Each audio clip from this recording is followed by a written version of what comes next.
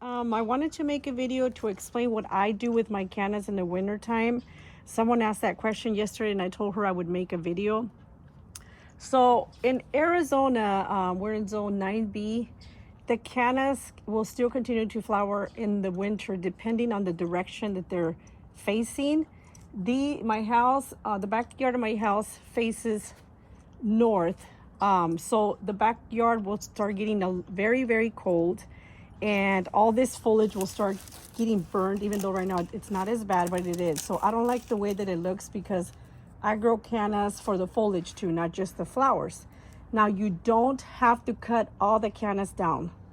I do in my backyard. I don't in my front yard. My front yard faces south, and those will continue to flower because it is warmer in the front. I get more sun in the front. So those, what I do is I just cut the ones that have flowered. I deadhead and I cut like I have shown in other videos. Today I will not be taking them out and separating them because I made a video last year showing how to do that. And if anyone needs it, just let me know. This is going to be of how I just cut them all down and why. Again, you don't have to do this. I do it because I want to start over in the spring with new foliage, new flowers. You could just cut the ones that have flowered all the way down so they continue to flower, and that'll be fine. I feed my cannas again now. I've been feeding them with aloe last weekend and this weekend because I want to prepare them for the winter. I want to prepare the rhizomes so they can come back beautiful. But you see this foliage up here? It's going to get worse. There's even bad foliage back here. This is from when it was hot. This is not going to come back. So these cannas are not going to look pretty for next spring. So I like to start them over, and that way I have new flowers, new foliage. It looks beautiful back here. But like I said, my backyard gets very cold. So that's why I cut all my cannas down. I feed them. You can mulch them. You can put good compost and get the rhizomes ready for next spring, and they will come back. Don't be afraid to do what I'm going to do now. So you see these cannas don't look that bad, but they are going to look bad. And I don't want to waste any time because I want the sun to go down to the bottom. This is too shaded. And I want the sun, the little sun that I get back here, I want it to go down to the bottom so that the new rhizomes, which you see down here, you'll see some babies down there popping up. See these babies here?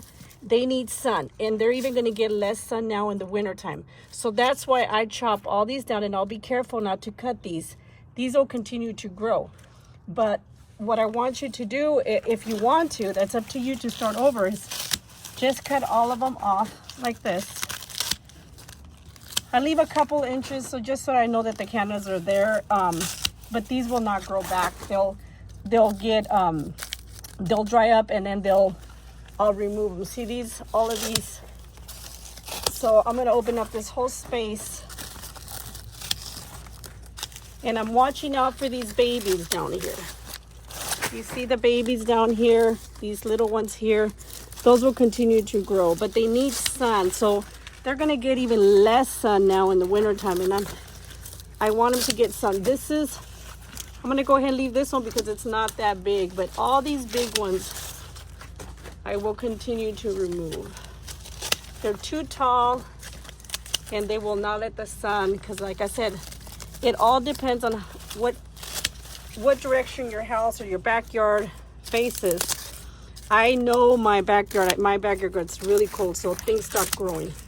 So this is a time for me to clean up, feed them, mulch, add new compost. You see, these are all the babies. So these babies will now get sun, and these will continue to grow, and these babies will come up. See all the ones that I cut? They were actually protecting also my loquat that's right here. In the summertime, I made it through the summer. This tree is really picky, and it even like that, it got burned. So you see, here's another one. I'll cut all these because I want the sun now to be able to come down here.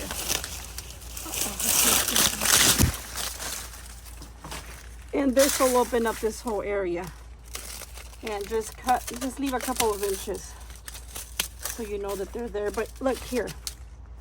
These are some that I cut earlier that had flower. You see how they're drying up?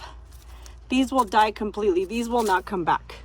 So what you want is the rhizomes to produce new ones like this one.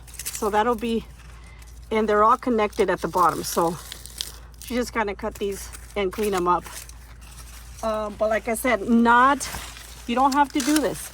I do this because I know my backyard and I like to clean up and I want these babies to get sun. But you don't have to do this. You could just cut the ones that have finished flowering. You could deadhead, but as your foliage gets dry and it looks burned, I would cut them back, because what you want with cannas is not only the pretty flowers, but you want the pretty foliage. I hope this answers everyone's questions. Also, they asked me about feeding. Cannas are heavy feeders, and aloe, coffee grounds, fish emulsion, but they also do really well with tomato food. Nikki uses tomato food and hers are beautiful. So just feed them basically. I hope this answers everyone's questions. Let me know if you guys have any more and I can make another video of anything else that you guys think of. Thank you. Have a happy Sunday.